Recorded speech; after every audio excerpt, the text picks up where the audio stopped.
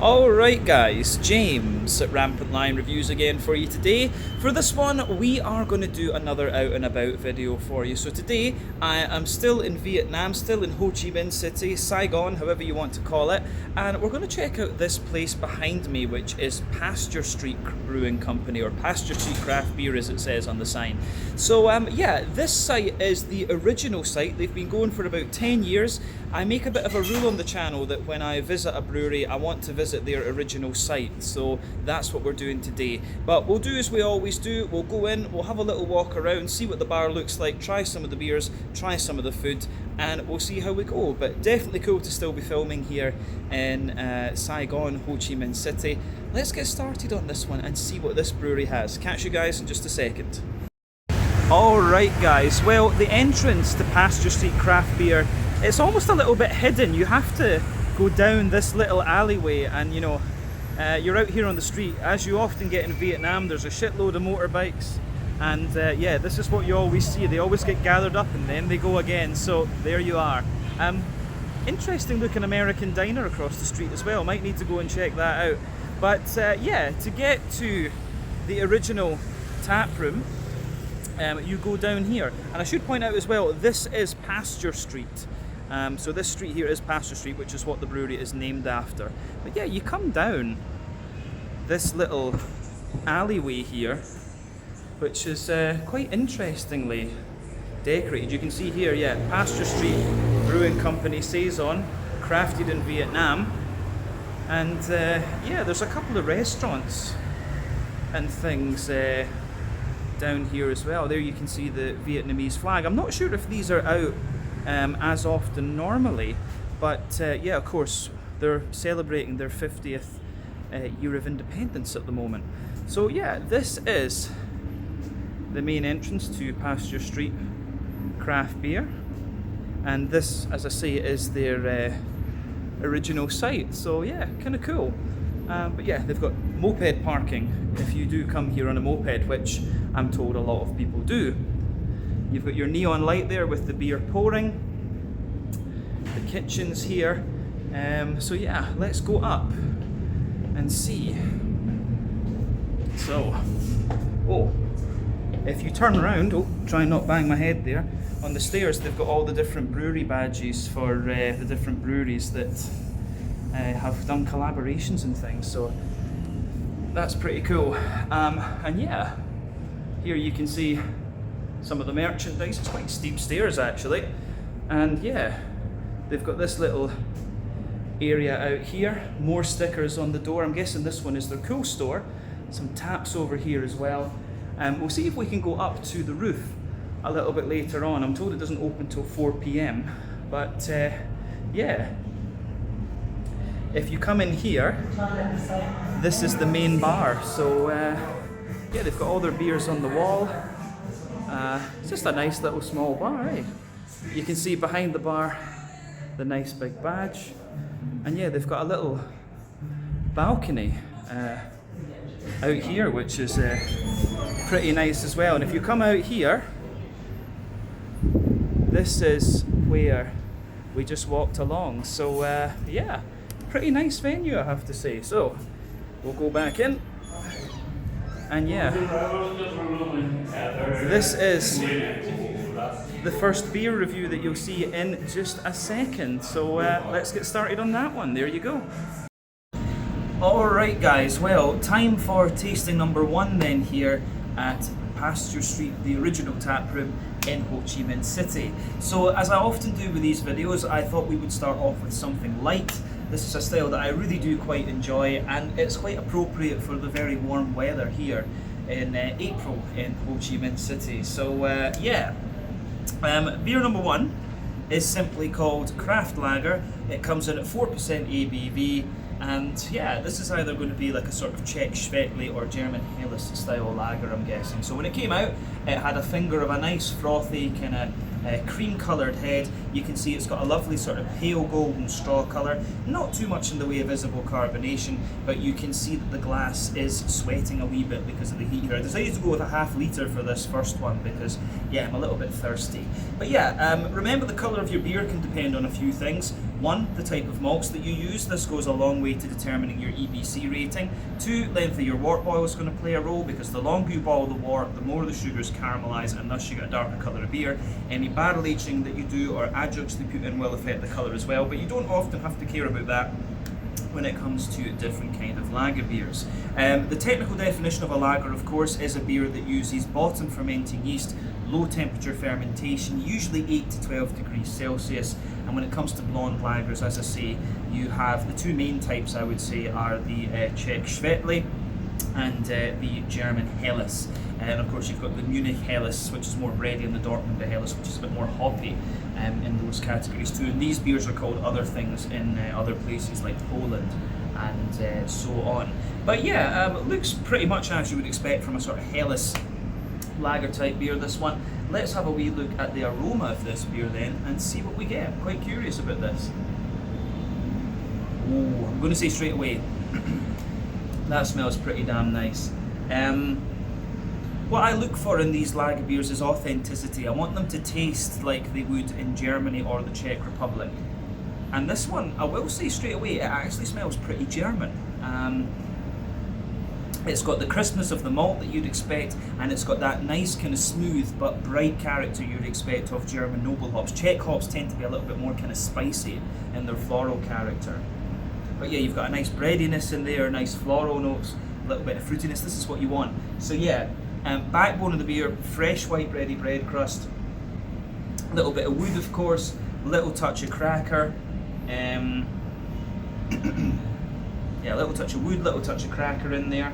Maybe a little hint of like a wholemeal brown bread, but not too much.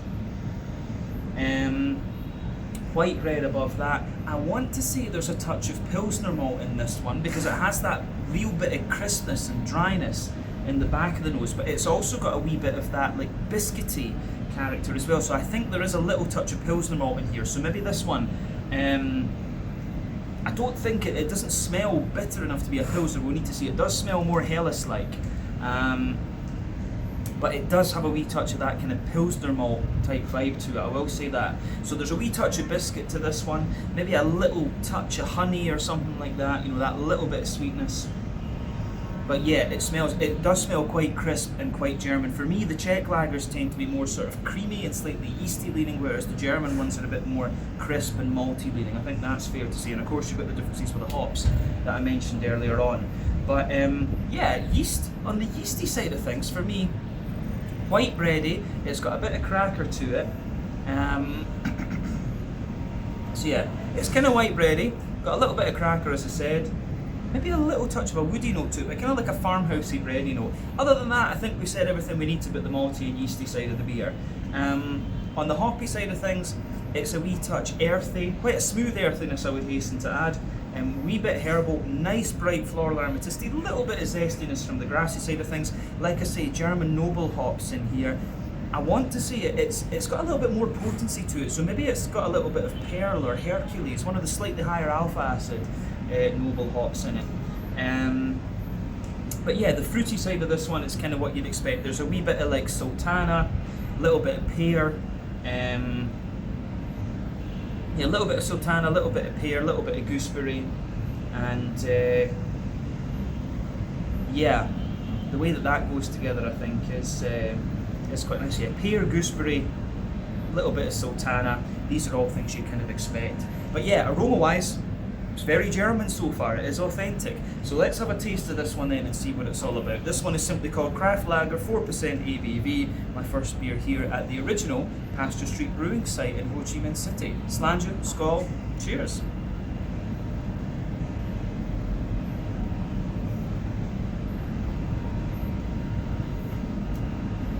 Ooh.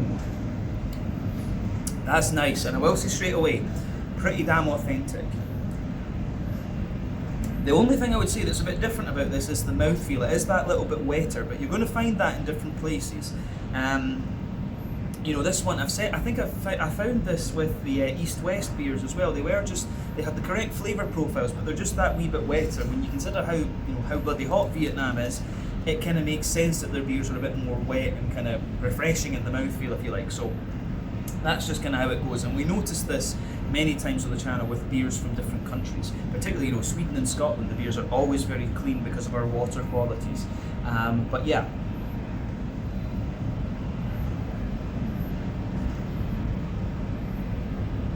But yeah, this one, it doesn't have too much in the way of hoppy character. It is a little bit more malty leaning, I would say, but flavour profile wise, it is kind of leaning toward that German Helles lager type thing. But yeah, could maybe do with just a little touch more IBU to it. But yeah, anyway, this beer is pretty much in line with what you'd expect from the aroma. The backbone of the beer, fresh white bready bread crust in there, little touch of woodiness, little layer of cracker.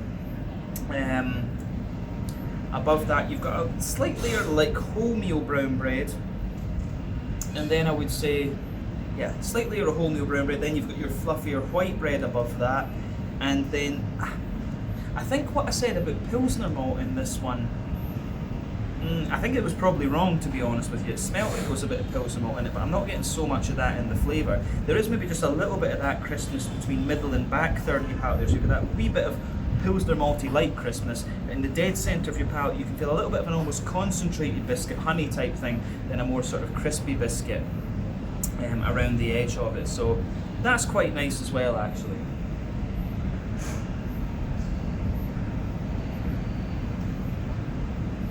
So yeah, nice sort of crisp, as I say, but that nice little bit of honey type character in there.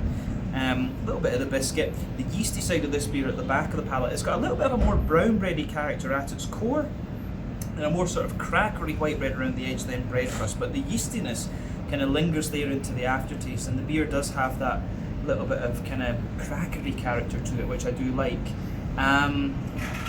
Yeah, I think that's everything we need to say about the malty and yeasty side of the beer. It's got a little bit more woodiness into the aftertaste as well.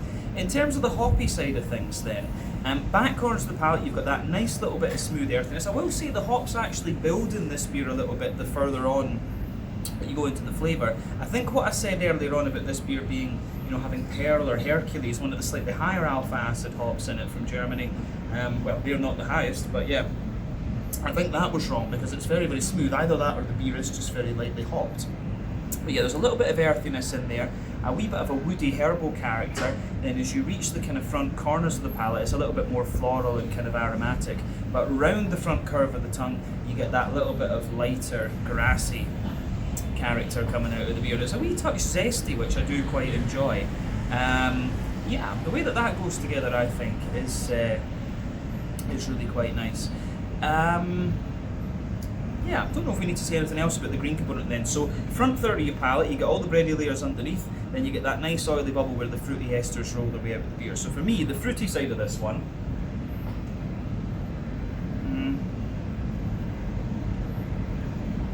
yeah, for me, the fruity side of this beer, it's kind of what I said from the aroma. There's a little bit of like sultana type character for the back, you know, dry white green grapes. It's got a little bit of that.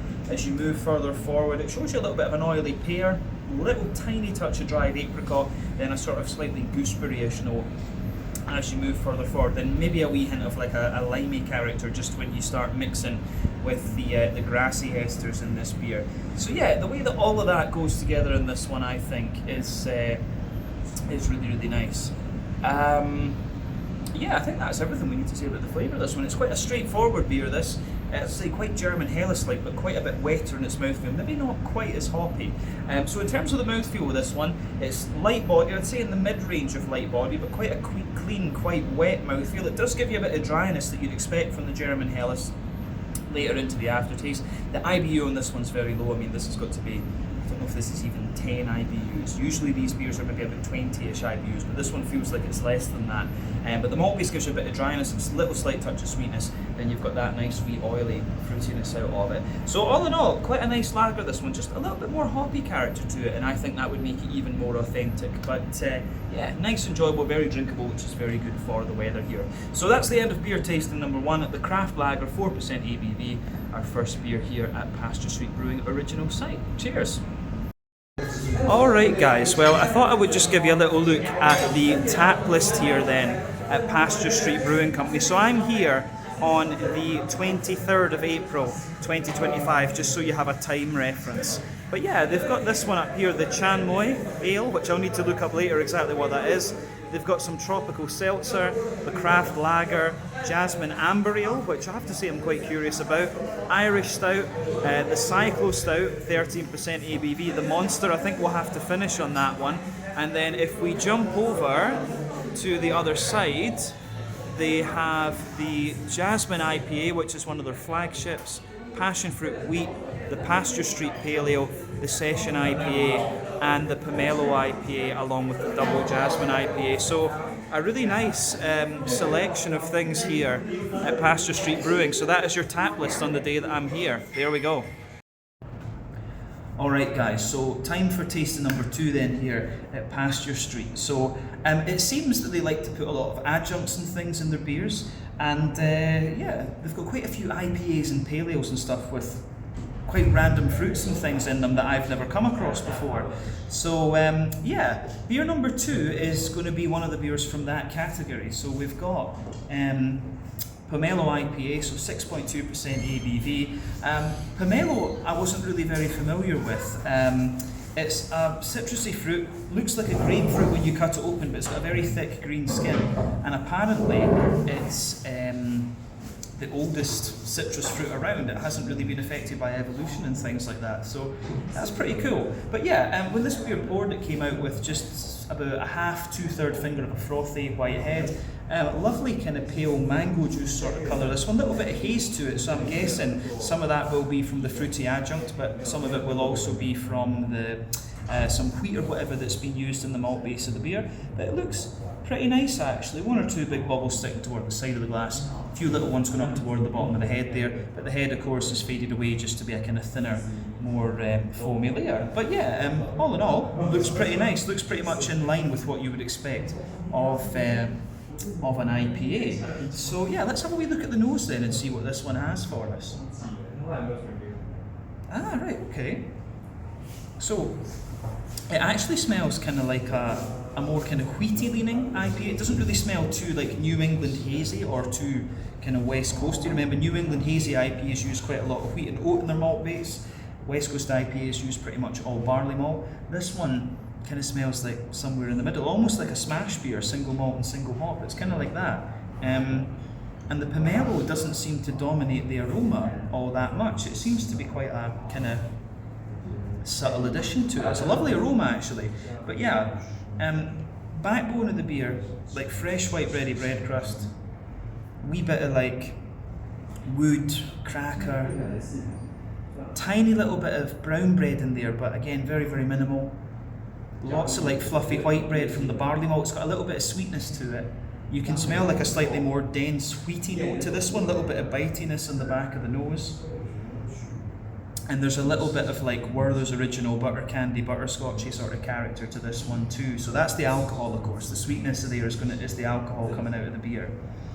The yeasty side of things with this one at the back of the nose, it's kind of like white bready, crackery, little bit bread crusty again. So you get a wee bit of dryness out of that.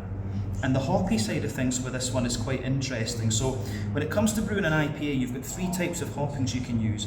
Early addition hopping, that takes place in the first hour of the wort boil, gives you a lot of bitterness and a deep dank green component. Your late addition hopping is usually in the last half hour of the wort boil. Wee bit of bitterness, mainly flavour and aroma, very bright green component. Dry hopping takes place after your wort boil is complete, and that's all about flavour and aroma, and again it's a very bright green component. New England hazies rely on late addition and dry hopping, so they're quite soft and juicy. West Coast IPAs use all 3, so they're deeper, oily and more dank.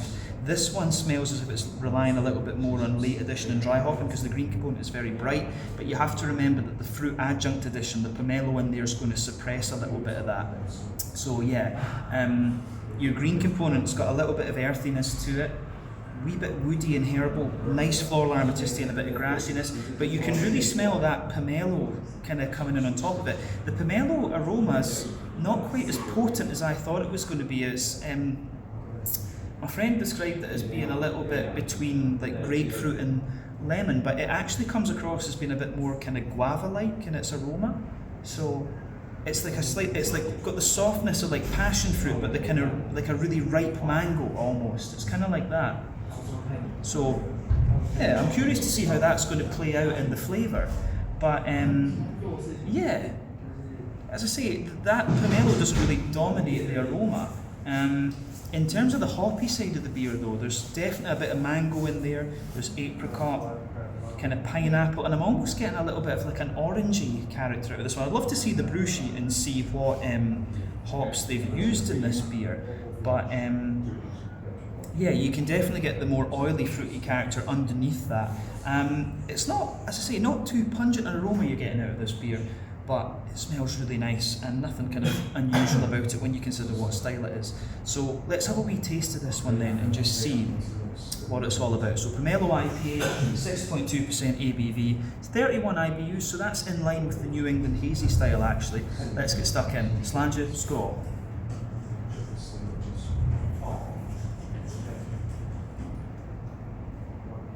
I want to say, that's pretty damn good actually.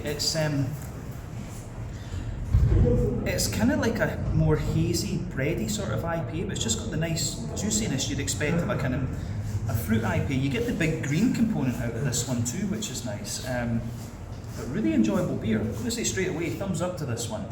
So yeah, let's break down the flavour. Backbone of the beer, fresh white bready bread crust. Like further forward on that middle third of your palate, you get a wee bit of woodiness. There's some kind of cracker on top of it. A little bit of a more wholemeal brown bready layer in there as well. You get more of that into the aftertaste along with the woodiness. And then yeah, on top of that you get the white bread from the barley malt. It's got a wee bit of sweetness to it, but a little bit dry. I think it's American malt that's in this rather than European malt, because it's just got that little bit more sweetness to it rather than being quite dry and crisp. And above that there's definitely like a more dense wheaty character coming out of this one, so you can feel it's a little bit bitier further back on the palate. That makes me want to say European wheat. Again, I'd be very curious to see the brew sheet on this one. But yeah, on top of that, you get a nice little bit of sweetness out of this one. In the dead centre of your palate, there's a bit of straight up caramel there, a little bit of like Werther's original butter candy around the edge, and then yeah, you've got a wee bit of a kind of biscuity, McVitie's digestive biscuit, you know. So yeah, the way that all of that goes together I think is really nice. The malty side of this beer's done really nicely. Back third of your palate, you get all those bready layers, but you get the kind of yeasty note coming out on top of this one. The yeasty character at its core, it's kind of brown bready. It's got a little bit more of it's got a little bit more of a, say, like white bready character around the edge, and then a wee bit more kind of bread crusty too. So yeah, that's really nice in this one actually, how that goes together. But yeah, back third of your palate, the flavour's taller. Then as you move further forward into the middle third of your tongue, it just kind of condenses down. But the malty side of this one is leaning a little bit more towards, you know, the kind of American or New Englandy type IPA. The malt and yeasty character in this one is more like that than West Coast. That's safe to say. Hoppy side of things then, let's have a wee look at that.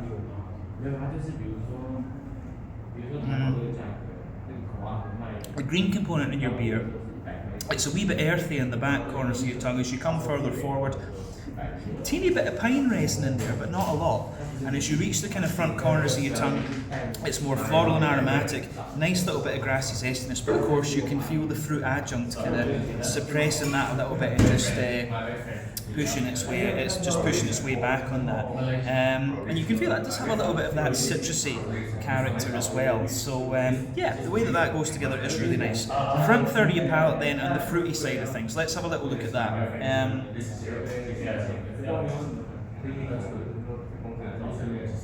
Yeah, fruity side of the beer, for me, it's kind of like at the back of that, you know, underneath everything, it's got a little bit of like a sultana, peary apricot-y sort of thing. There's definitely like a dry apricot as you reach the middle of the front third of your palate, and then it's got a bit more of a limey character. But yeah, the pomelo, I think the more that you drink this beer, the more you get that citrusy side of the pomelo, and it's kind of, the flavour really has more of a grapefruity, like, darkness or pungency. It's kind of like that. But it's almost got a little bit of a kind of limey note to it as well. So it's kind of got the brightness of lime, but the pungency of grapefruit. It's kind of like that, actually. Really interesting. And that, you know, you've seen how long it was since I took a sip, but that really lingers into the aftertaste with this one. Let's round off then with a wee look at the mouthfeel.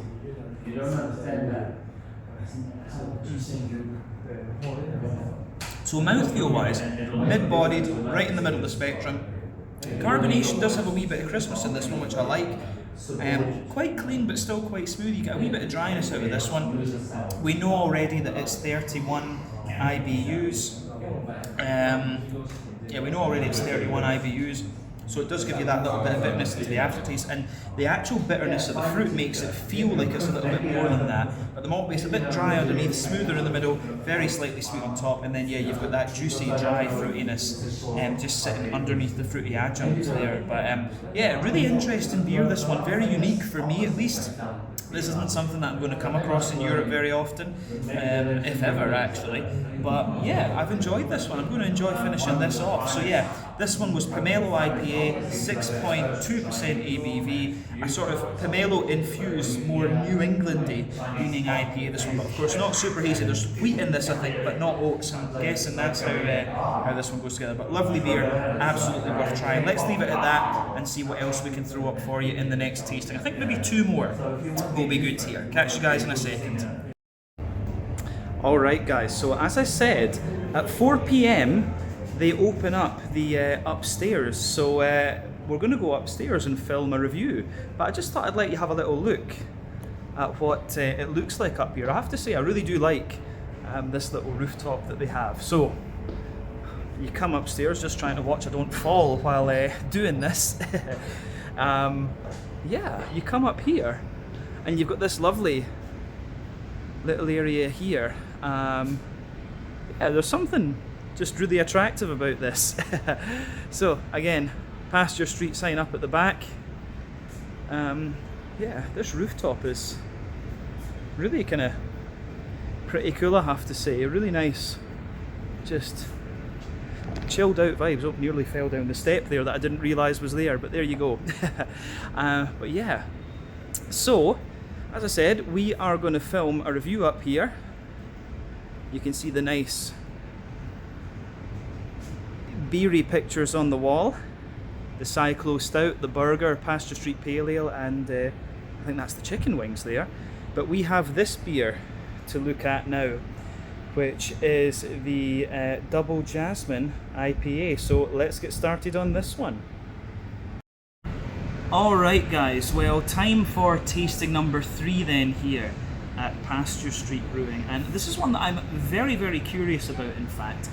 This beer is called Double Jasmine IPA. It comes in at 8% ABV, and yeah, it's a double IPA with jasmine in it, as the name suggests. So yeah, this one, it also said on the little board at the bar downstairs that this one is 100 IBUs. So yeah, when we poured this beer, it was about, it had about a half finger of a frothy, I would say kind of cream coloured white head there. This one, as you can see, is pretty damn clear, so it's more of a kind of pale golden straw colour once again. I think this one is going to be more along the lines of like a West Coast IPA. So remember, West Coast IPAs tend to use mostly barley malt in their malt base, whereas New England's use quite a little bit of wheat and oat in addition to the barley. So yeah, it's the wheat and the oats that give those beers the haziness. But yeah, this one looks nice. You can see a steady stream of carbonation going up toward the bottom of the head there, which is faded away to be a kind of thinner, more foamy layer now. But yeah, this beer looks very nice. When it comes to the West Coast IPA as well, one thing I would say about this style is that they can be a little bit more sort of bready and biscuity, such as the Pliny the Elder from Russian River Brewing, or they can be a bit more oily and caramelly, such as Torpedo from Sierra Nevada. This one, just going by the colour of it, looks as if it's going to be a bit more bready and kind of biscuity. But yeah, if they've added jasmine into this as well, that might affect the colour a little bit, but I can't see it making it lighter. I do think this one is going to be more bready and biscuity, but I can tell you straight away, just from having moved this around, the aroma on this one is pretty big. So let's dive into that. I think we've said everything we need to about the appearance of this beer. Oh, aroma-wise, again, this is a little bit of a nostalgia trip for me, and I have to admit that's something that I've been enjoying with the beers that I've had in Vietnam. Is they're really solid takes on, really solid old school takes on styles that I really enjoy. You know, something that I've really enjoyed here, and this beer is no exception to that rule. This one's got like a proper big, bold, old school West Coast IPA type vibe to it. It comes across really, really nicely. Yeah, aroma wise, this is just beautiful. Big oily hoppy notes, nice malty kind of chewy sweetness in there, and yeah, it's just got that kind of lovely oily fruitiness to it. So I don't think the jasmine dominates it too much, to be honest with you. Yeah, for me, backbone of the beer, it's got a lovely sort of kind of brown bready, bread crusty backbone. There's a little bit of a there's a little bit of a kind of woody and crackery note, which you very often get. Yeah, brown bready bread crust. Yeah, you've got that. Yeah, there's the brown bready bread crust, the wood, the cracker, wholemeal brown bread, and they're quite a sweet brown bread as well. I think it's more an American malt that's been used in this one.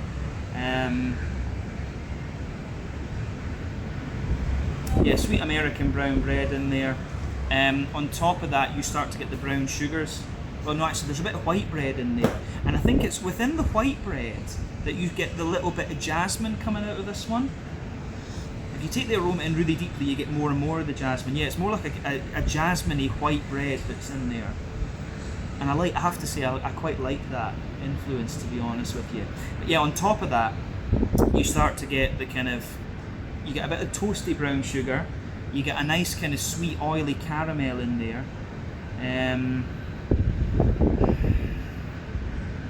Yeah, sweet oily caramel, a bit of toasty caramel as well. McVitie's digestive biscuit. The yeasty side of the beer at the back of the nose is more kind of brown bready and woody and crackery and stuff like that.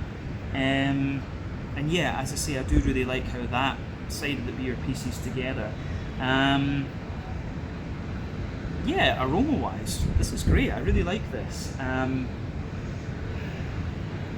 Malty and yeasty side of this one is proper old school West Coast IPA. I've missed these beers. I've said that on the channel many a times. I have missed the old school West Coast IPAs. Yeah. So for me, the green component in this one then, it's not too pungent actually. It smells nice and big and oily. There's a wee bit of earthiness in there, wee bit of a herbal character, big floral aromaticity, grassiness, but again quite oily. The fruity side of this one, there's something telling me that it might be a bit of Nelson, maybe a little bit of Nelson Sauvin in here, and a bit of something a bit more tropical. Yeah, something a bit New Zealandy about the fruity side of this beer. So I want to say, yeah, white, green, grape, gooseberry, Nelson Sauvin type things. There's a bit of a more tropical note to this one. Maybe a bit of like Simcoe or something like that.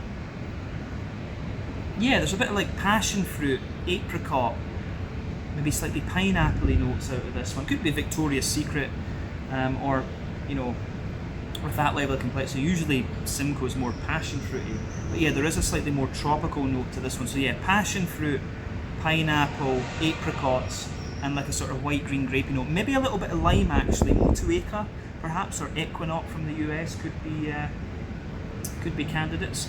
But yeah, aroma-wise, this one's pretty damn nice, I have to say that. So yeah, let's have a taste of this one and see what it's all about. But do you always take a smell of your beers? That's always half the experience when it comes to craft beers. This one is the Double Jasmine IPA, 8% ABV if I remember correctly, 100 IBUs. This is going to be awesome. Slàinte, skål, cheers.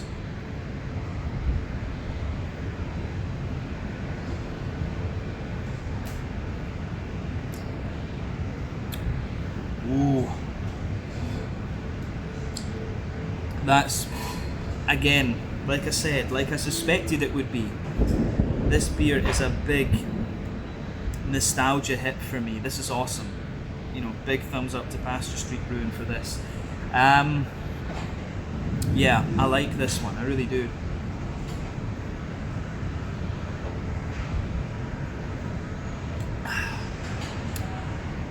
Yeah, it's just a big oily, kind of chewy West Coast IPA. It's a big, yeah, big thumbs up from me for sure.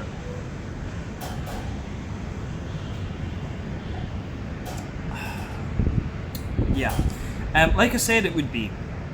It's more of a kind of bready, biscuity leaning West Coast IPA, this. And it goes together really, really nicely. For me, the jasmine comes out a bit more in the aftertaste. You do get that little bit of jasmine-y spice into the aftertaste, but it's not overbearing on the beer. It's a really nice kind of subtlety, I would say. Yeah, I like this one, I do. So let's break it down as we always do then. Backbone of the beer, fresh white bready bread crust, well, more of a brown bready bread crust actually. Further forward on that middle third of your palate, again you've got that little bit of woodiness coming out into the aftertaste. You've got a bit of cracker above that. You've got quite a nice layer of like a wholemeal brown bready note coming out of this beer. So yeah, nice wholemeal brown bready character coming out of this one. And then on top of that you get a more fluffy white bready note to the beer. So yeah, fluffy white bready note coming out of the beer. And then,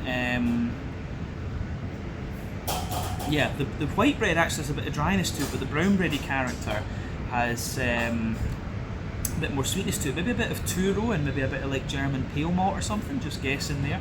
But yeah, above that, you get a wee bit of a toasty caramel. Then you've got that circle in the middle of your palate, which is quite oily and caramelly at its core. There's a teeny little bit of Werther's original butter candy butterscotch around it, but then yeah, there's quite a lot of like McVitie's digestive biscuit to that as well. So yeah, the way that goes together, I think, in this one is really nice.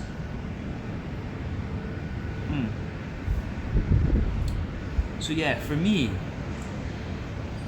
the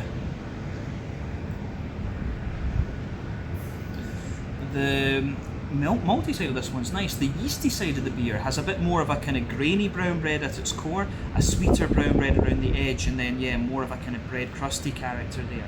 But I'm noticing the more that you drink of this beer, the more of the IBU starts to come out. You really get that nice big bold bitterness coming out of this beer. So yeah, the way that goes together in this one, I think, is really quite nice. So yeah, in terms of the green component then, back corners of your palate, nice little bit of earthiness there. As you move further forward, it's got a little bit more of a sort of, yeah, it's got a little bit more of a kind of piney resin to it. Then as you reach the front corners of your tongue, a bit more floral aromaticity, a little bit of spiciness. Then you've got that nice little bit of grassy zestiness around the front curve of the tongue. I would say the jasmine in this one really as I say, it comes out more into the aftertaste. It feels like it's kind of infused into the bready malty side of the beer, which I do quite enjoy. But then yeah, on the front third of your palate with this one, you get that nice oily bubble where the juicy fruity esters just roll their way out of the beer. So let's have a wee look at that.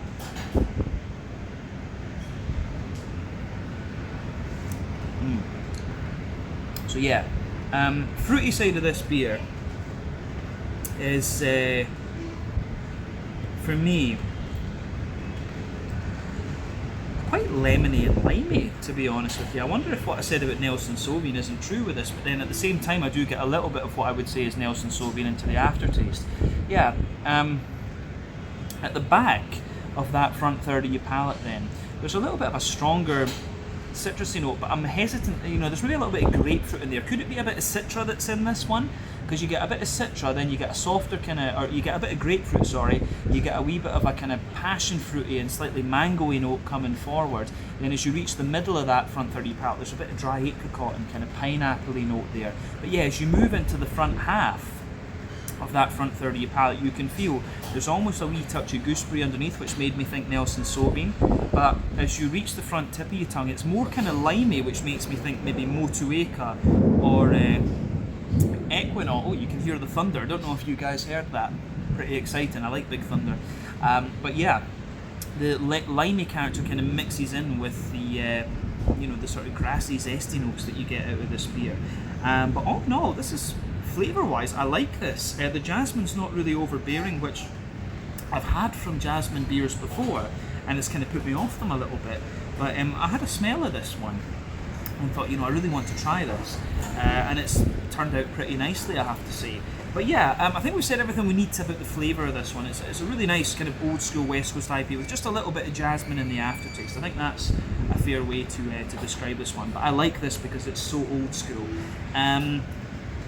For me, mouthfeel-wise, I'd say top-end to mid-bodied for this one. Smooth carbonation. It has that nice cleanliness to the mouthfeel. A bit of oily character too, which is great for a West Coast IPA.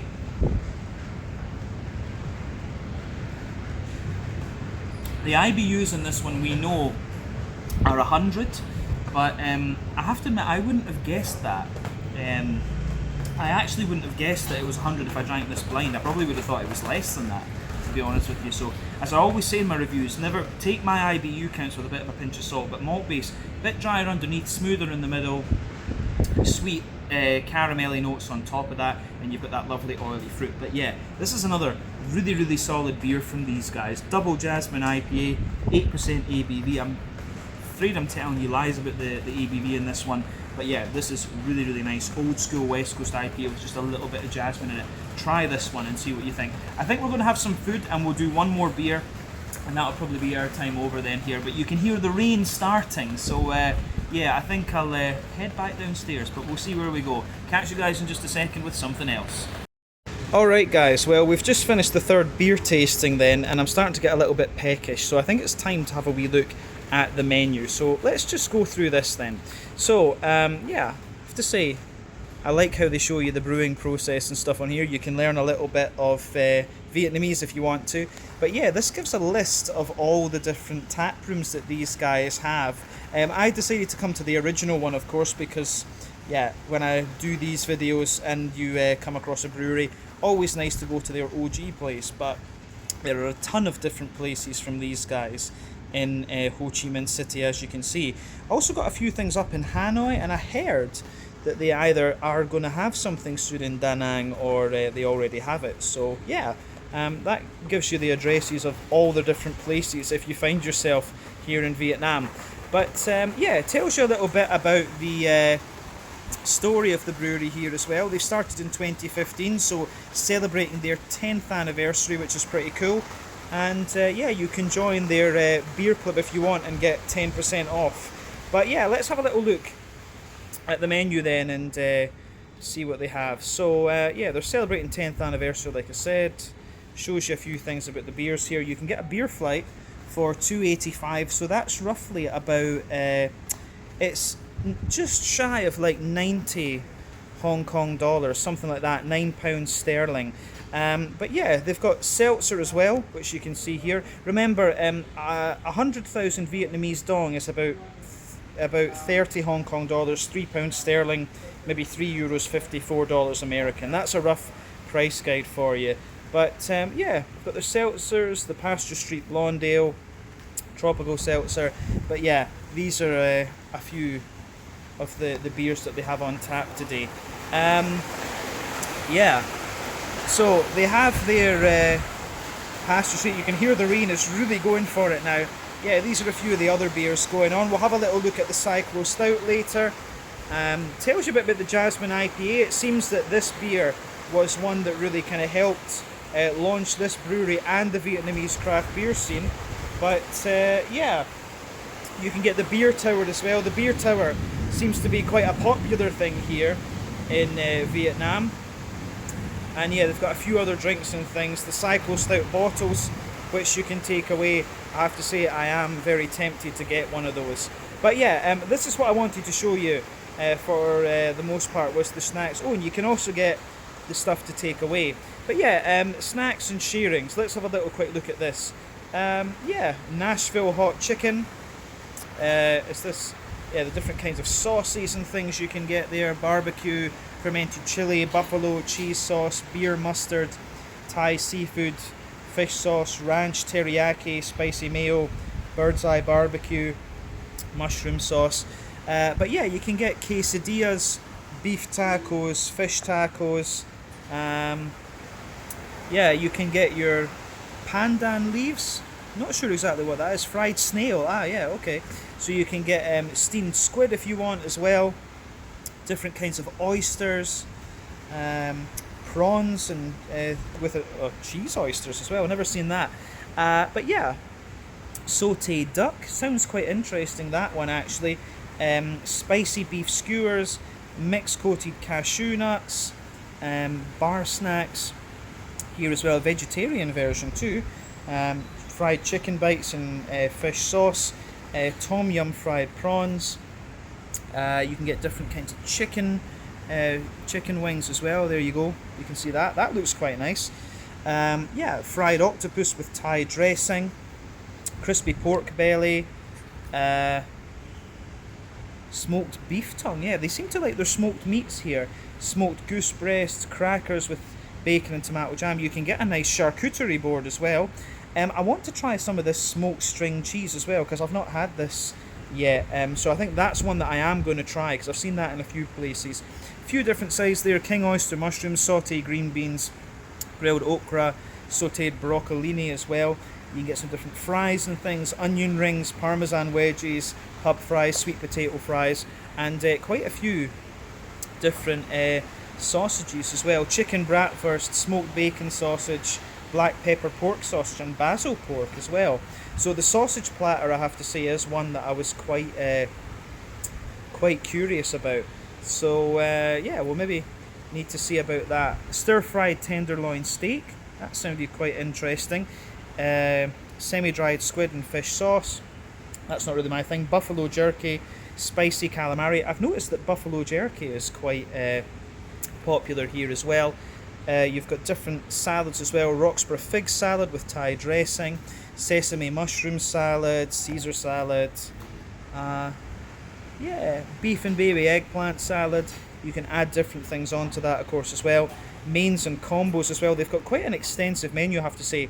I was curious about their strip loin steak. That is something I need to consider. Nice mushroom sauce here. Pasteur Street crab omelette fried rice, char siu pork, that's kind of a Hong Kong thing, roasted garlic fried rice, that sounds very nice, and add on some fried chicken and grilled chicken and stuff, fried eggs as well. That's also very tempting. I do like my garlic rice. You can get this big platter here with prawns, chicken wings, sausages, fries and stuff like this too. Looks great actually. Yeah, another combo here as well, the meat lover combo with ribs, sausages, and stuff too. That also looks great. Good price as well, I have to say, for this one. Sorry, that one up here, $6.29. You can get the ribs, which I have to say I am very curious about. Smoked barbecue pork ribs, and yeah, a few different burgers here that you can have a little look at. Hot chicken burger, grilled chicken burger, all the things like this. And in the desserts, you can get creme brulee and also the cyclo stout brownie, which I'm very tempted by actually. I might have to finish off on that, and of course they've got their merchandise here too. So yeah, quite I have to say, quite an extensive menu here at Pasteur Street Brewing Company. So yeah, let's order some stuff and see where it takes us. Cheers. Alright guys, so yeah, I ordered some food, and once again I think I ordered way too much, but yeah, the portions in the pictures look to be a lot less than they actually are. So this is the smoked string cheese, this is the buffalo beef jerky, which I have to say smells great. Then we've got some parmesan wedges here, the half barbecue ribs, if that's half, I hate to think what a full portion would be. And then over here we have the 4 sausages. So the 4 different sausages are chicken bratwurst, smoked bacon and cheese sausage, black pepper pork sausage, and the basil pork. So a really nice selection of food. So let's have a taste of these things and see what they're all about. But I have to say, it looks absolutely lovely. But I will be taking some of this back with me to share with my friend, because yeah, portion sizes in Vietnam are pretty damn big, I have to say. But let's get started on this and see what we have. Alright guys, well, you saw a second ago that I ordered a shitload of food. So let's have a look at some of this stuff and see what we have. So I thought it would be nice to start off with the string smoked cheese, because I've seen this in quite a few places in Vietnam, and I was just very, very curious about this. It almost reminds me a little bit of like the dried squid that you get in Japan, but they say it's smoked cheese. I mean, aroma-wise, if you've watched the channel for any length of time, you will know I love smoked things like German smoked beer, Rauch beer, all this kind of stuff. I absolutely love it. So Vietnamese smoked cheese, it comes quite naturally, but aroma-wise, it's beautiful. Quite a woody smoke, I would say. But it smells great. Let's see what this is all about.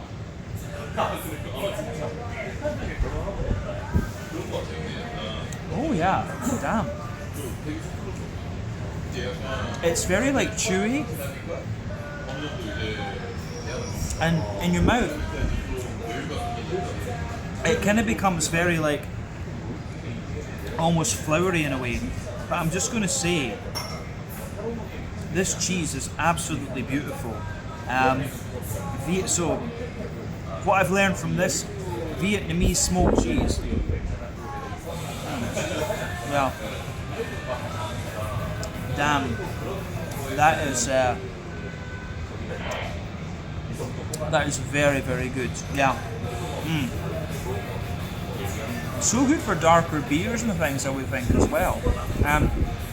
I've got another double Jasmine IPA here in SCC.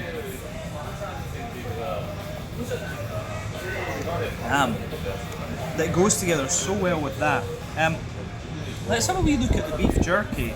And we have, I'm not sure exactly what this is.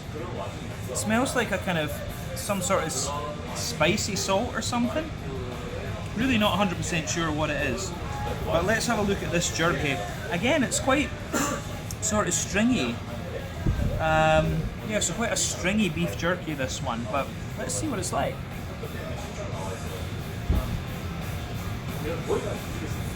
Ah, okay. It's a little bit... It's almost like a little bit smoky in the beginning, but then into the aftertaste, it's more... It's like almost slightly like sweet. It's not barbecue-y, like a kind of sweet...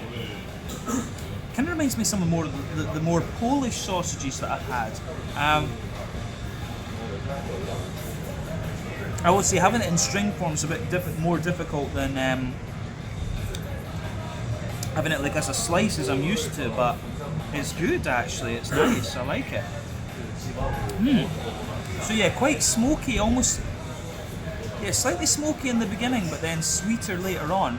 Now we've got the Parmesan wedges. Oh, yeah. Those are very good. I mean, look at that. You get a shitload of Parmesan with these. The wedges on their own, very crispy, very nicely cooked. The Parmesan cheese, quite crispy. It tastes a bit more like breadcrumbs, to be honest with you, rather than Parmesan cheese. Oh yeah, I'm guessing. It looks like they've kind of put all the wedges in. They're kind of sprinkled down, so it will spread down the more that you eat of them. But yeah, very nice wedges, but the Parmesan isn't too cheesy, I would say. So yeah, that's kind of interesting, but very, very good wedges. Nice and crispy on the outside, very soft on the inside. I'm thinking we should go to the sausages now. So Need my knife and fork for this one. I've got to be civilized.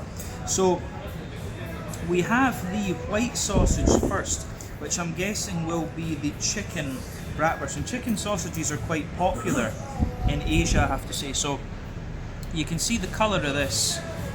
You can see the colour of it here. I'm trying to take my face out of the camera, so there we go.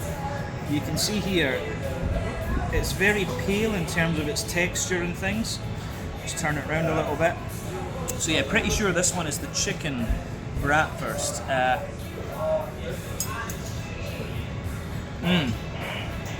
Yeah, that's chicken sausage. Very smooth. I mean, I quite enjoy it, but it's certainly like it's like a very smooth and kind of quite mild flavoured sausage. That one, as I say, enjoyable, but doesn't sort of stand out in a way.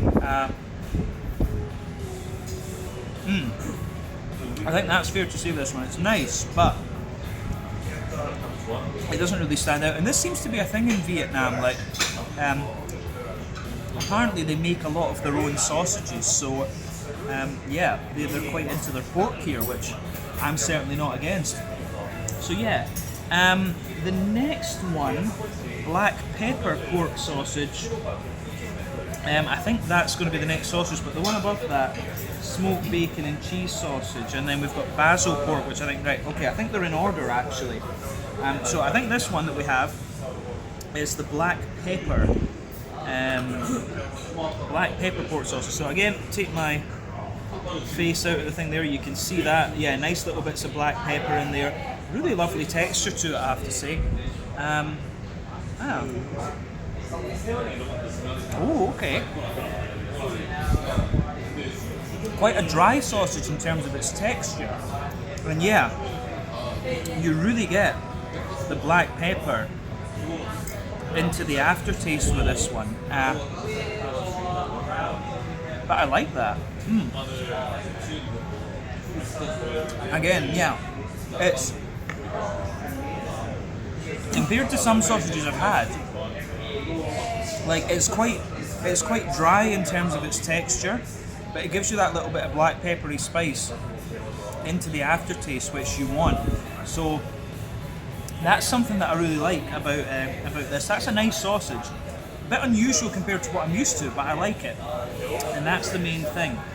Now the next one I think is going to be the smoked bacon and cheese sausage. So if the smoked cheese that I've had is anything to go by, this will be pretty special. Yeah, so I'm going to take a bigger chunk of this just because of the way it's been cut. But yeah, this one, I'm not sure. It actually looks like it could be the basil pork sausage, but there's another darker sausage there. So yeah, I'll let you have a little look at this. Look at the texture there, that's very nice. As I say, quite bright in its colour, and it smells a little bit more smoky, so I'm guessing this is the smoked bacon and cheese sausage, but it smells great.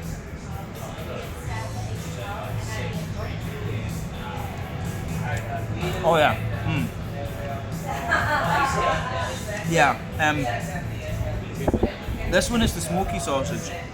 Again, it's a little bit drier in terms of its kind of texture and things, but the flavour it gives you is really nice. I maybe should have had this one before the black pepper sausage actually, but yeah, the way this goes together I think is really nice.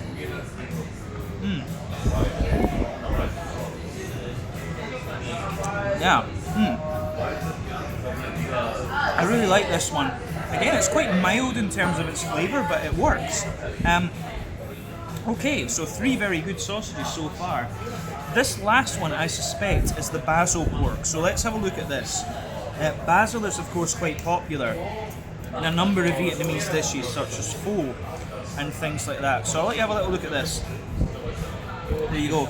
Again, quite dry in its texture, just in appearance, but a lot of basil in this, and I think that's what's given it the slightly greener colour. So, yeah. Oh yeah, okay. Yeah, basil throughout this one. You can really feel that into the aftertaste.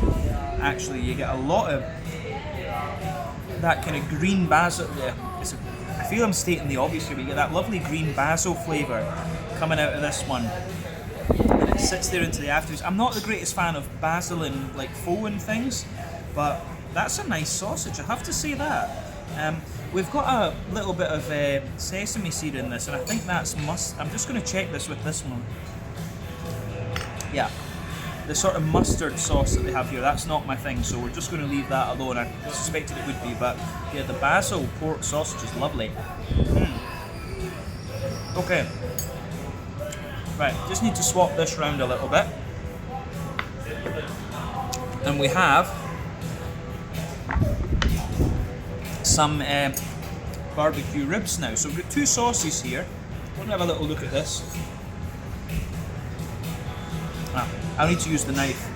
Be impolite for a second because I didn't get too much in that. Okay, so we've got a more kind of barbecue-y type sauce. And then I think the other one is sweet chili. Yeah, sweet chili with quite a dry spice at the end. Okay. Right, so your pork ribs, they seem to do this in Vietnam. They like to cut them into small things, you know, rather than having the longer bone like we have. They like to cut things into like small pieces this way. So I have to admit, it's a little bit difficult to eat the pork ribs here in Vietnam because of the way they cut them. I'd rather have like a longer bone and you can pick it up and eat it. But yeah, here anyway, I think... okay, yeah, we've got a nice piece here. We can try this. So, yeah, this bit here, we've only got a little bit of bone. So you can see the meat here. That's really nice done. We've got a bit of tendon and bone in there. So, yeah, let's try a little bit of the meat. Actually very, very sweet. Very smooth and very sweet, actually. That feels like it's more tendon than bone, I think. But yeah, the meat is on its own. Very kind of sweet. Slightly dry at the end.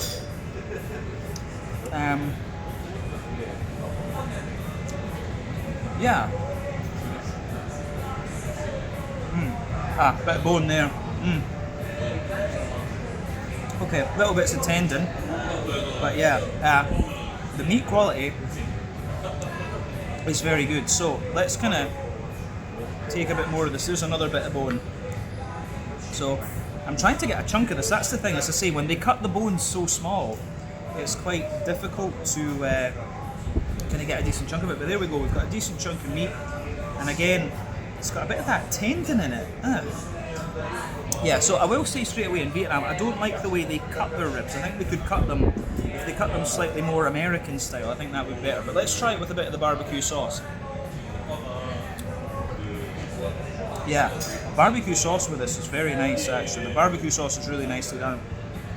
But yeah, you get this sort of tendon kind of stuff with it, which isn't that nice, I would say. So yeah, I think these are good quality, but they need to kind of cut them slightly better, I would say. So yeah, let's try it with a little bit of the sweet chili. Oh yeah. Okay, so if you add a bit of spice into these, they're also very, very nice. But I will say, really nice, good selection of food here at Pasteur Street Brewing. We've spent 13 minutes talking about the food, which I think is one of the longest we've done on one of these videos, but it works. So the pork ribs are nice, not as sweet as the ones I had in Thailand, right enough, but yeah, I think it works. Smoked cheese, the smoked cheese, I think for me, and the sausages are probably the highlights of what I've had so far.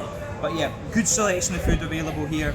Give it a go for yourself and see what you think. But let's leave it at that for the food section of the video.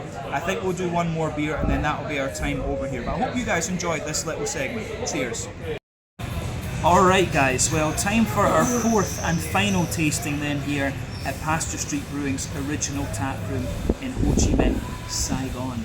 So yeah, the last beer that we're going to have a little look at is a little bit of a beast. This one is called Cyclo Stout. It comes in at 13% ABV. It's an imperial stout. I'm not sure exactly what subcategory it will stick into, But yeah, this one has a little bit of a reputation. So it tells us in the menu here, it says, our Cyclo Stout has it all.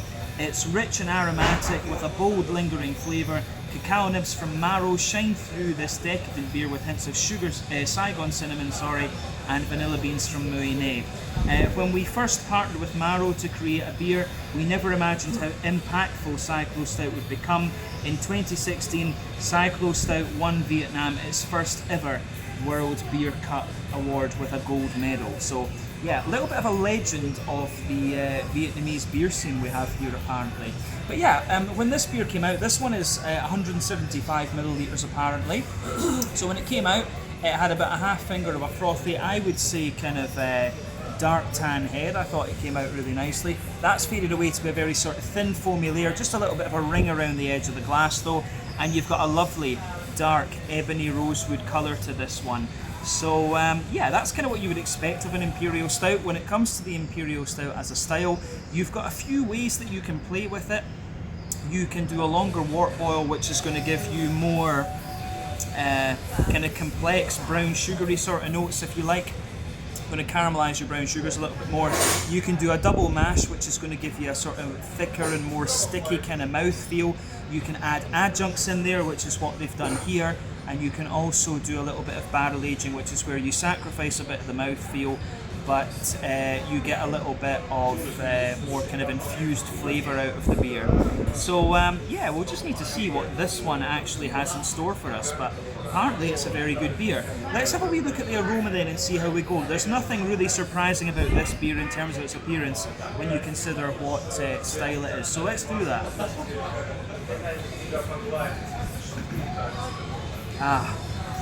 Aroma wise, this one is absolutely beautiful. It's kind of like a really old school Russian Imperial Stout. Yeah, proper old school RIS, this one. Quite dry and sweet, nice little bit of fruitiness in there. But yeah, it does actually smell as if it has had a slightly longer wort boil. Double mash, I don't think so, but yeah, slightly longer wort boil. The backbone of the beer, you've got a lovely roasty, toasty, well-fired bread crust in there. Maybe special, well, I think maybe carafa in this one rather than special B. But yeah, carafa rather than special B. Oh, my brownie with this stout has just arrived. Thank you. So I'll show you that in just a little second. But yeah, lovely little bit of carafa coming out of this one. I say carafa because it doesn't have that really roasty, toasty, well-fired character to it. It's a little bit more like a toasty, rye-bready bread crust, but you do have that kind of more roasty backbone that you would think of. Lovely little bit of rye bread out of this one. Wholemeal brown bread in there as well. A lot of like English Christmas pudding coming out of this beer, I would say as well. And yeah, it's got that English Christmas puddingy note to it, so like a lot of phenolic kind of character, to be honest with you. So yeah, the way that goes together, I think, is really, really nice with this beer. Really reminds me, my dad always used to get, you know, English Christmas pudding as his birthday cake. So yeah, the way this one goes together, I think, is really, really quite nice. So yeah, you've got a chocolate sponge, chocolate muffin type layer, then a wee bit of kind of Christmas cake sitting above that. You get toasty brown sugars above that, a more leathery brown sugar as well. And then you've got kind of treacle and molasses sitting there in the middle of the nose too, but a little bit of nutty and woody character coming out of the beer as well. The yeasty side of this beer at the back of the nose is more, yeah, Christmas puddingy like. Yeah, so you've got Christmas pudding, like English Christmas pudding in there, chocolate muffin, chocolate sponge, and a little bit of a kind of toasty, cakey edge there for sure.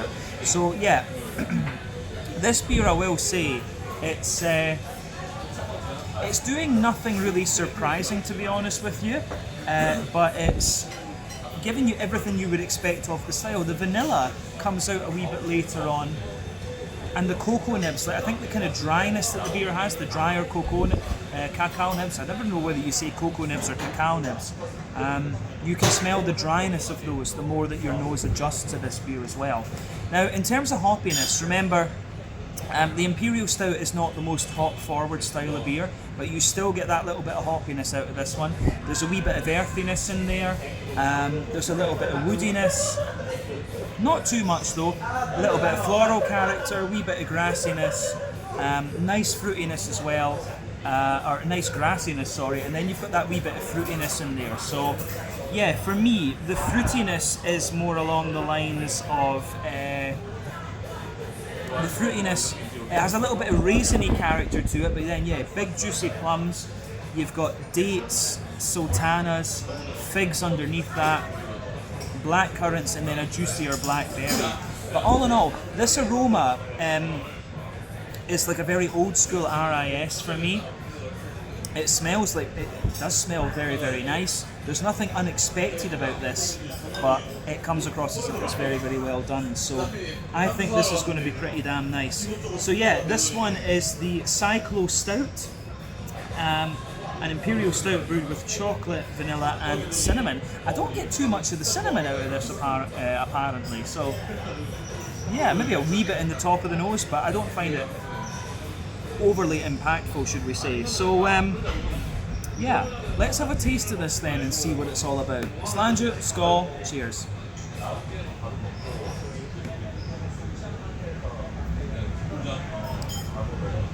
Oh yeah, I'm going to say straight away, that's a really damn good Imperial Stout. I mean, the World Beer Cup is, you know, in the craft beer world, it has its critics, it has its supporters, but in a way I can see why this beer would win gold actually. It's one of my kind of preconceptions about the Vietnamese craft beer scene is that you would have some really awesome Imperial coffee stouts and things here, and this beer kind of shows, yeah, very, very good Imperial Stout. Yeah, this one goes together really, really nicely, so massive thumbs up for me. This is a very, very good beer.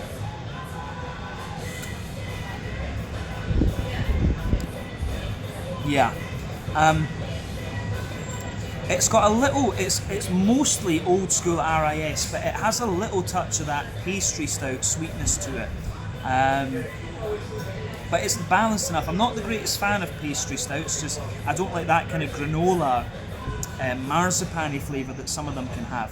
But this one's actually really nicely balanced in that sense. It is more RIS than it is yeah, it's more RIS than it is pastry stout for sure. So let's break it down then. Backbone of the beer, lovely roasty, toasty, well-fired bread crust. Again, I think carafa malt in this one rather than special B or black malt. So that's in there. Further forward, you've got a little bit of woody character coming out of this one. So yeah, a little touch of woodiness there. Then above that, you've got a kind of, there's a bit of cracker, but then it's more like a kind of cake edge sort of flavour. You get that little bit of cake that sticks to the baking tray. So yeah, roasty carafa bread crust, wood, cracker, bread crusty sort of note as well. Then yeah, you've got that cake edge. Above that, there's a little bit more of a sweeter rye bread. There's wholemeal brown bread in there above that. Then there's a slightly sort of sweeter chocolate muffin, chocolate sponge type layer coming out of this one. The chocolatey side of this beer, so I've often said sweeter flavours come out further forward on the palate, dry and bitter flavours come out further back. The sweeter flavours with this one, it shows you a bit more of like a 50-60% cocoa chocolate, whereas further back on the palate it's showing you a more 80-90% cocoa chocolate. So above the chocolate sponge layers you start to get that kind of thing. Then you've got the brown sugars, you've got a more toasty brown sugary layer, a sort of leathery brown sugary layer down the middle line of your tongue, but I don't think this beer has had an overly long wort boil, we can say that. And then yeah, you've got a sweeter, in the middle of your palate you've got that oily, that kind of oily circle there, where you've got treacle molasses right at the dead centre of your palate, then a sweeter caramel and a more biscuity note surrounding that. So yeah, the way that it goes together I think is really nice. The malty character on this one's really good. The cinnamon I think comes out a bit later on. The vanilla feels like it's kind of infused into the sort of sponge cakey type levels of the beer, but yeah, all in all, I mean, it's a really nice stout. I can see why this thing won awards, that's for sure. Yeah. Okay. Really good stuff. So yeah, in terms of the yeasty side of this beer, then I will say that yeah, further back on the palate, it's definitely more roasty and toasty. So you can feel some of that dry cacao nib quality on top of all those bready and cakey layers that we mentioned earlier. Some of the nuttiness comes out of this beer too, but the yeasty side of this one, it's got a little bit more of a kind of rye bready core, then a kind of cakey, like Christmas puddingy edge to it, and a toasty, well-fired cakey note around the very edge. But definitely, yeah, back third of the palate is taller. As you come further forward into the middle third of your tongue, it kind of condenses down and squashes together that little bit more. So yeah, the way that goes together, I think, in this one is really, really nice. Hoppy side of things with this beer, back corners of the palate, a little bit more earthy. The earthiness spreads forward quite a little bit. Then you start to get a more oily floral note out of this one. Then some nice grassy notes round the kind of front curve of your tongue there. But obviously you could age this beer longer if you wanted to, and the hoppy character would drop out more and more. But yeah, hoppy side of this one, I think, is it's really, really nicely done. So we can say that. Let's have a wee look at the... Pardon me. Let's have a little look at the fruity side of things with this one then, just to round it off. So yeah, fruity side of the beer for me, it's kind of what you'd expect. There's a little bit of sharper raisin in there, but lots of oily plums. On that front third of your palate, underneath, you get little bits of like date. There's prune, date, a little bit of sultana, some figs there as you reach the middle of that front third of your palate. Then yeah, further forward, you've got lots of black currant and juicy blackberry sitting on top of that. So yeah, lots of really interesting things coming out of this beer, I have to say. So it gets a big thumbs up from me. Yeah, really good stuff actually. Probably old school RIS, I would say, but it has a little touch of an almost pastry stouty character to it, that's fair to say. So to round this one off then, mouthfeel wise, this beer, it's kind of mid-range in terms of, it's full-bodied, but it's kind of mid-range full-bodied. Carbonation is very smooth. It's got a sort of silky mouthfeel to it, quite high in its IBU. This has got to be 80 or 90 IBUs, mostly from the malt base, that's for sure. Malty smoothness there, roasty, toasty, well-fired note, smoothness in there, a kind of, yeah, smoothness there, a drier sweetness on top. Then yeah, you've got a lovely sort of wet, red, fruity character coming out of it as well. But all in all, lovely imperial stout, this one. As I say, properly like old school RIS. I think we can leave it at that for this one. This has been really nice to try. So yeah, this is the Cyclo Stout, 13% ABV, an imperial stout with chocolate, vanilla and cinnamon in it. Our last beer here at Pasteur Street Brewing Company. I'll catch you guys in just a second with something special that just arrived. Cheers. Okay guys, so like a little extra segment for you. I just ordered on the metal, I lost the little mint leaf. I ordered this like Cyclo Stout brownie, and I was recommended to try this one cold. They'll do it warm or cold for you, which is I'm guessing that's the reason why it comes in this little pan.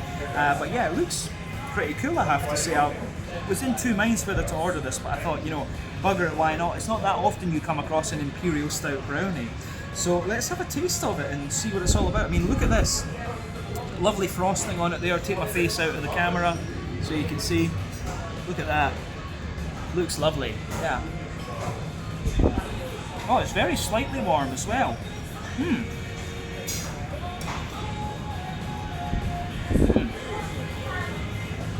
Nice and soft, but it's almost a little bit more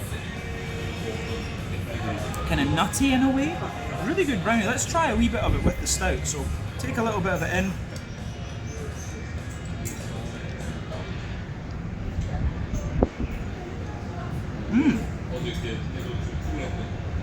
Then a little bit of stout.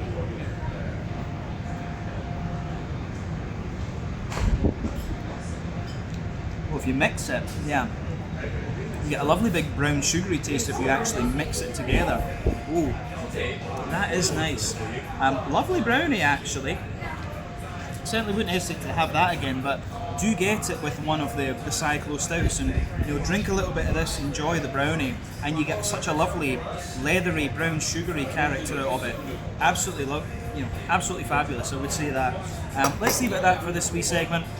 Pretty much done here at Pasteur Street Brewing Company. I'll go outside and I'll give you my final thoughts then here on my time at Pasteur Street Brewing. So let's leave it there. Catch you guys in a second.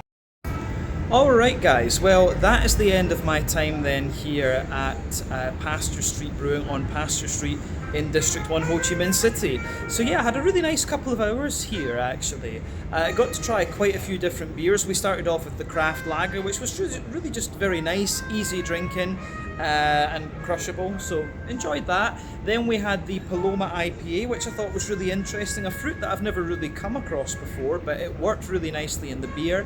Then we had the Double Jasmine IPA, which was like a proper old school West Coast IPA, a little bit nostalgic for me, but again, really enjoyable. The jasmine didn't dominate the beer. And then we had the Cyclo Stout to finish off, which I thought was really nice, like a proper old school Russian Imperial Stout, but with just a little bit of the modern kind of pastry stout type qualities to it. The food was really good. The ribs were nice, but as I say, a little bit longer bone in them I think would work well and just a bit easier to eat for me at least. But of course in Asia they eat with the chopsticks, so they can just pick it up and eat it that way. So maybe eating it with chopsticks would have been a little bit easier. The sausages were lovely. The smoked cheese I really enjoyed as well, and the jerky was quite nice. Not very smoked or very sweet in fact, but yeah, I enjoyed that. And then the stout brown at the end I really enjoyed as well. I have to say the staff here at Pasteur Street Original were absolutely great. They sat and chatted away to me a little bit, gave me pointers and stuff like this. So yeah, I was really happy with the service I got. In total, I spent about 2 million Vietnamese dong, which is like, it said on the bill 83 US dollars. It was about 600 Hong Kong, 60 pounds sterling. So that's what, about 65 euros, about maybe 70 euros, something like that. But yeah, all in all, I had a really nice time here. The staff were great and I enjoyed some really nice beers. So we'd highly recommend you come and check this place out. I'll maybe go and check out some of Pasteur Street's other venues, but as I say on the channel, I try to make a rule of coming to the OG sites, and this was the Pasteur Street Brewing OG site. So here we are. But yeah, they've got quite a few bars around the city, a couple up in Hanoi as well from what I saw. So try some of their beers and see what you think. The Vietnamese craft beer scene is really pretty damn good actually. But yeah, I really enjoyed my time here. So yeah, that's the end of our video at Pasteur Street Brewing. Hope you guys enjoyed this one. Check out my social media, check out their social media, and do give me some other Vietnamese beer and brewery recommendations as well. Catch you guys very soon. I did pick up a nice bottle here, so you'll see that beer reviewed on the channel very shortly. Ciao just now.